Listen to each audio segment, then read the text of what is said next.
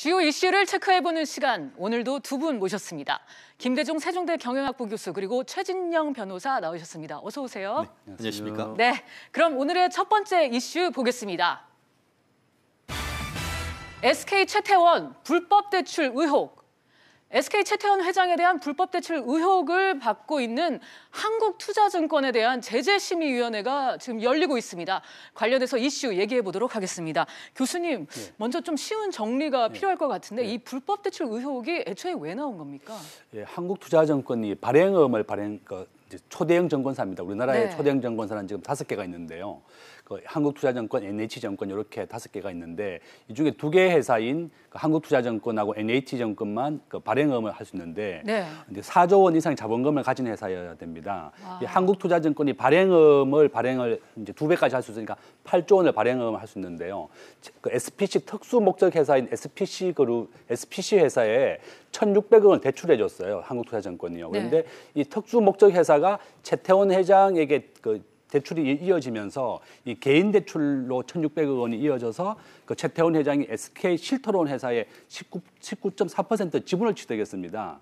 그래서 발행업의 당초 취지는 자본시장법에서 기업에 대출해서 기업의 투자를 위한 것으로 대출해줘야 되는데 이 특수목적회사 법인에 빌려줬지만 실질적으로는 채태원 회장 개인 대출로 이어져서 이 채태원 회장이 주식을 취득하게 되고 또 파생상품에 또 투자가 됐습니다. 그래서 이게 개인 대출로 이어졌기 때문에 자본시장법 위반이다.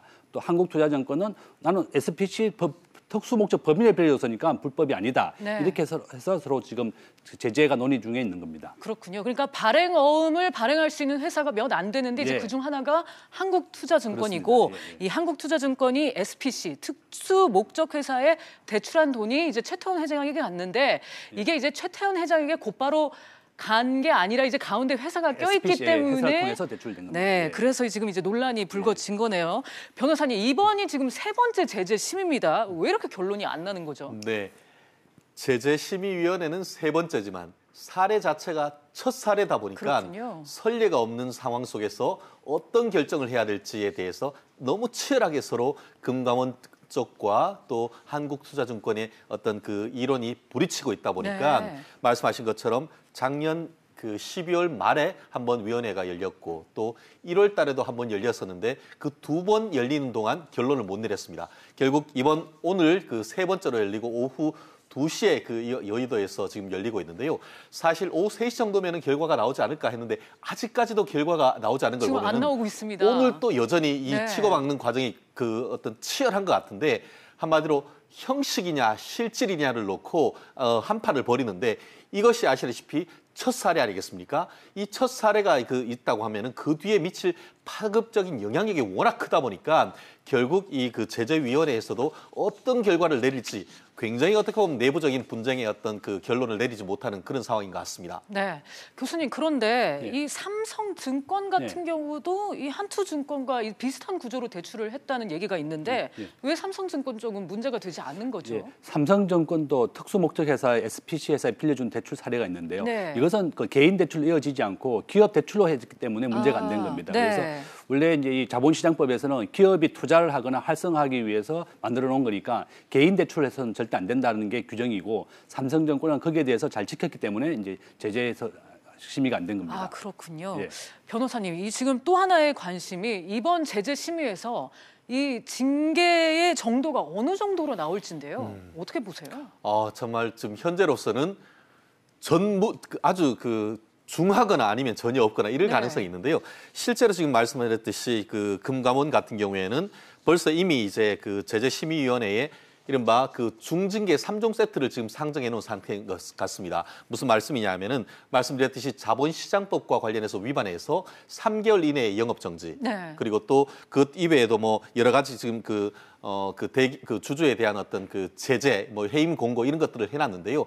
그거에 대해서 지금 얘기를 하고 있는데 이 제재에 관한 논리적 구조를 조금 알 필요가 있을 것 같습니다. 쉽게 말하면은 금감원 같은 경우에는 수사기관, 기소하는 그 수사를 해서 문제가 있으면 이렇게 제재를 해라고 올리는 기관이고, 오늘 같은 경우에 이제 제재심의위원회 같은 경우에는 1차 법원 같습니다. 그래서 이 제재심의위원회에서 재판에 이렇게 올라온 것을 판정을 한 다음에 1차적으로 결정을 하면은 그 결정을 최종적으로는 이제 금감원의 어떤 증권선물위원회에서 그 금융위원회에서 결정하도록 돼 있는데, 결국 쉽게 말하면 재판에서 올라와서 지금 심의하고 있는 과정에 있는 것이고, 현재로서는 중징계를 해달라고 올려놨는데 거기에서 지금 당사자가 싸우고 있는데, 최종 결정은 어떻게 될지 모르겠습니다만 적어도 이 결정을 내리는 과정에서 내부적으로 이제 법령심사위원회에 도대체 이게 자본시장법 위반이냐 이렇게 물었더니만 그 자문기구이긴 합니다만 일단은 그 결론은 이 그 한국투자증권에 손을 들어줘서 이거를 가지고 제재를 할 수 있는 자본시장법 위반은 아니다라고 얘기가 나왔습니다. 하지만 1차, 2차, 3차까지 열리는 걸 보면은 그와 같은 그 제재위원회의 어떤 의견에도 불구하고 결론이 이루기에는 아직까지 좀 논의가 있는 것 같습니다. 네, 교수님 만약에요 중징계가 나온다고 한다면 파장은 크겠죠. 예, 그렇습니다. 우리나라에 초대형 증권사 5개 있는데요. 지금 현재 그 KB증권이 발행음을 신청하고 대기 중에 있습니다. 그래서 만약에 이것이 불법으로 또 중징계가 나온다 그러면 KB증권이 발행음을 신청해서 자기들도 이제 4조 원 이상의 자본시장 그 자본금이 있으니까 8조 원 이상 발행음을 해서 기업 투자나 또 그 신생 IPO 기업에 투자를 해서 수익을 올려야 되는데 그거에 대해서 위축이 되기 때문에 아주 문제가 심각해지는 겁니다. 그렇군요. 교수님은 중징계를 예상하십니까? 어떻게 예상하세요? 굉장히 좀 치열한 다툼이 있는데요. 금융위원회에서는 삼성바이오의 사례를 들어가지고 금융감독원과 시각이 좀 다른 것 같습니다. 금융위원회에서는 또 이게 지금 첫 번째 단계이고 그다음에 정권선물위원회 조사도 거쳐야 되고 최종적으로는 금융위원회 조사를 거쳐야 됩니다. 금융위원회에서는 이것이 불법이 아니다라고 하는 그 의견을 가지고 있기 때문에 저는 한 경징계에 거칠 것 같습니다. 그렇군요. 변호사님은 만약에 이 중징계, 경징계 그 파장의 정도는 어느 정도로 보세요? 아시다시피 좀 전에 교수님 말씀하신 것처럼 이와 같은 발행음 시장이 만들어진 지가 우리나라에서는 최근입니다. 그렇군요. 2017년에 이제 그 한국투자증권에서 이와 같은 영업에 대한 허가를 했고 작년 같은 경우에는 NH증권에 했었는 것 같은데요. 결국 시장이 확대되고 있는 초기에 만약에 여기에 중징계가 내려진다고 하면은 사실 발행업과 같은 사업에 있어서 이와 유사한 사건이 계속 이루어지고 있습니다. 그러면 결국 사실 이것이 선례가 돼서 다른 사업에까지도 도미노적 영향이 있을 수밖에 없기 때문에 결국 지금 현재로서는 한국투자증권 이외에도 업계에서 이 부분에 대해서 주시하고 있는 상황인데 지금 그 후문에 따르면은 한국투자증권 같은 경우에는 어떤 그 제재가 나오건 이 부분에 대해서 행정소송까지 갈 것이다라는 것을 지금 예고하고 있는 것 같습니다. 네. 궁금한 거는 변호사님, 최태원 회장은 어떻게 될까요?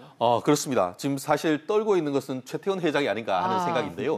왜냐하면은 형식적으로는 봤을 때에 그 SPC, 그 키스 IB 그 제16차라는데 돈을 빌려줬지만 그 돈이 결국은 최태원 회장에게 1,600억이라는 것을 가서 SK 실트론의 주식을 취득하는 돈을 썼지 않습니까? 그렇다고 해서 현재 이것이 개인인 최태원 회장에게 실질적으로 빌려줬다라고 보이게 되면은 결국 자본시장법 위반으로 해서 재판에 넘겨질 가능성도 있습니다. 그러다 보니까 결국 이 부분에 있어서의 결론은 최종적으로 그 화살이 최태원 회장께 갈 수도 있는 그런 부분이라서 아마 SK 내부에서도 상당히 긴장하고 있지 않을까 생각합니다. 그러면 지금 뭐 한국투자증권도 한국투자증권이지만 지금 SK그룹에서도 어떻게 보면 SK그룹에서는 그 한국투자증권이 대리전을 해주고 있는 그런 상황이 아닌가 생각합니다. 알겠습니다. 빨리 언제 오늘 중으로 결론이 나올 수 있을지는 모르겠습니다. 다음 이슈로 일단 넘어가겠습니다.